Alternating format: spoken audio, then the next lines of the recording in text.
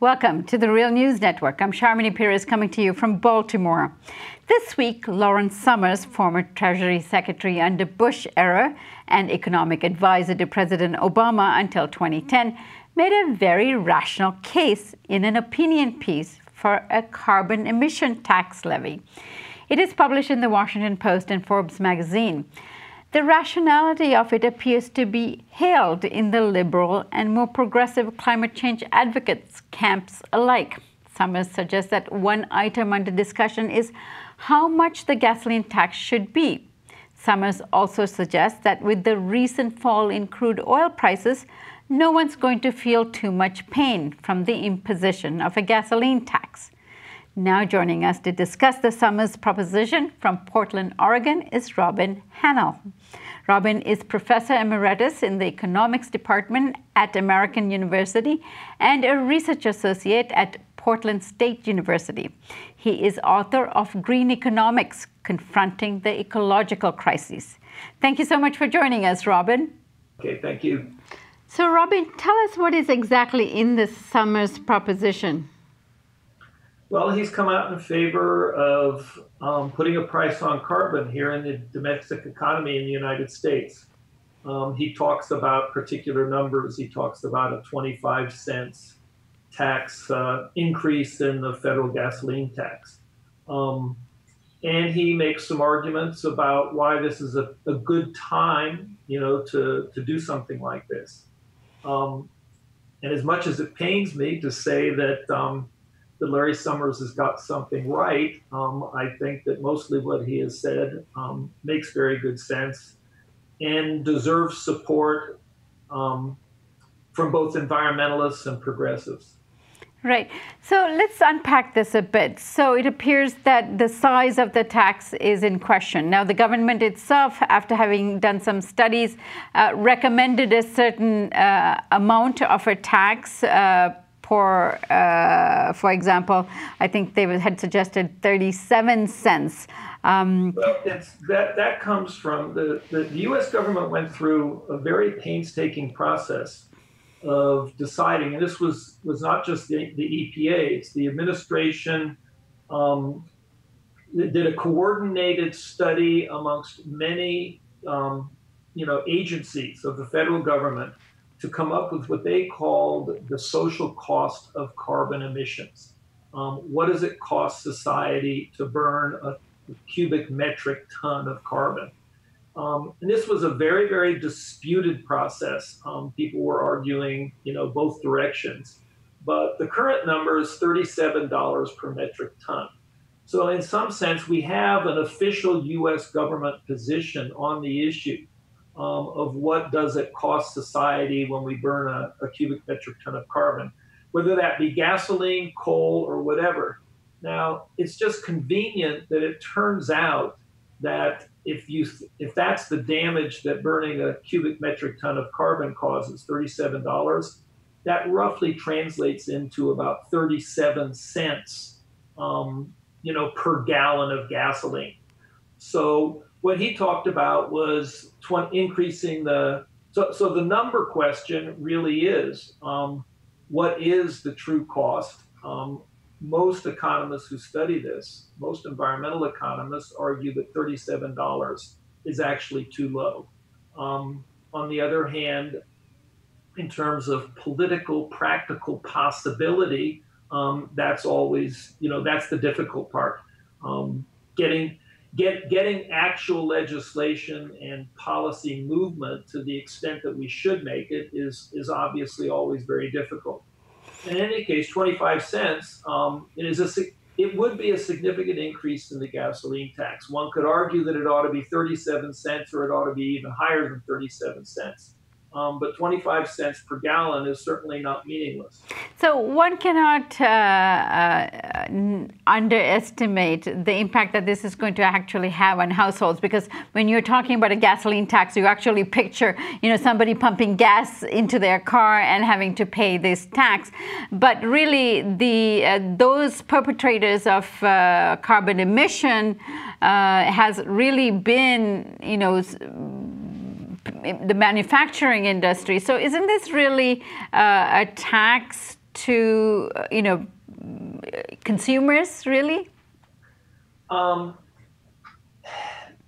of the reason that Summers is raising this issue at this point in time, and other environmental economists, besides Summers, are doing this. When the gas, he's making a political point, which is this is a great time from a political perspective to take advantage of the low prices of gasoline, because when I fill up my tank, I am paying $2.60 a gallon, and I'm used to paying. 6 months ago I was paying more than that.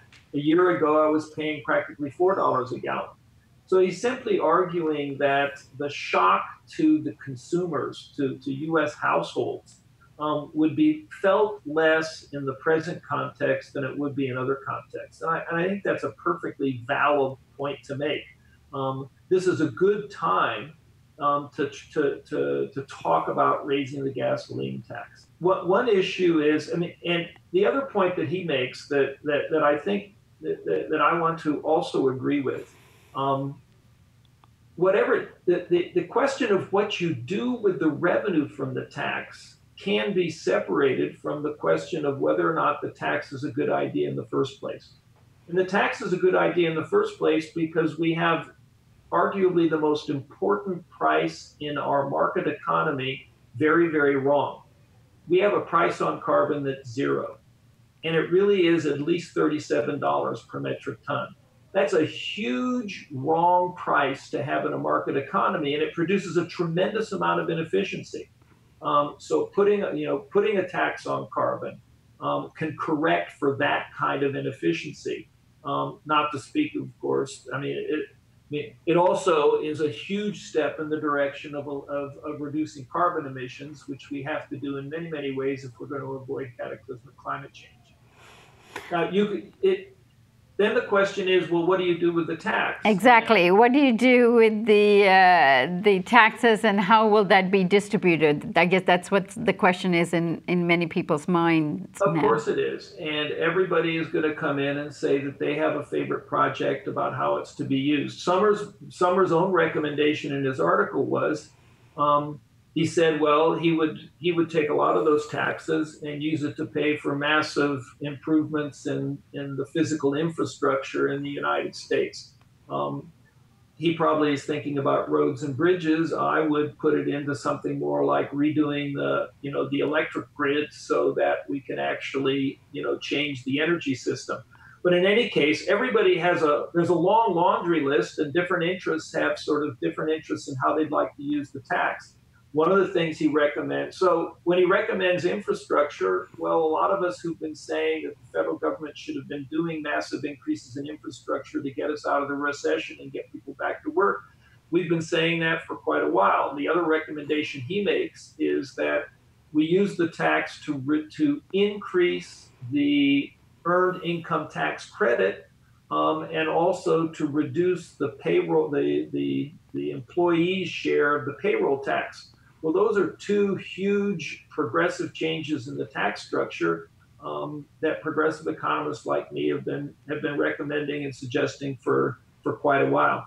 But you certainly could, and many economists have worked on this. You've had James Boyce on, and he's an expert in calculating how much of the tax raised would have to be rebated to households in order to essentially make them whole from the increase in the gasoline prices that they're paying. So there's no reason that the tax couldn't be used in those ways too. But simply having the tax as the first step and having it as high as possible, quite frankly, is the major thing that we should fight for. Right, and what do you think of the suggestion that we've heard from some of the environmental movement about putting this back into innovation for clean energy? That is that is also an excellent recommendation of what should be done with the tax. In some ways, it's a huge tax windfall. Just getting the price right for carbon in a market economy generates a huge tax he gives you an estimate of, I think, an extra $1 trillion in tax revenues over a 10-year time period. That 25 cents increase in the federal gasoline tax would give you. There's lots of good things that we could do with that. And progressives have one set of ideas. Environmentalists also have their own ideas about what are the important things, what are the important social priorities that we should be spending this tax windfall on. But yes, I, as an environmentalist, certainly think that we need to level the playing field with fossil fuels, not only by increasing the price of using fossil fuels, which is what the tax does, but start subsidizing renewables, start subsidizing energy conservation projects, all the kinds of things that Bob Poland is talking about on your show. So, Robin, thank you so much for joining us and exposing this good idea that Summers finally had. It's, it actually, this is a case where the logic is so compelling that even somebody of Larry Summers' ilk can get it right. And thank you for joining us on the Real News Network.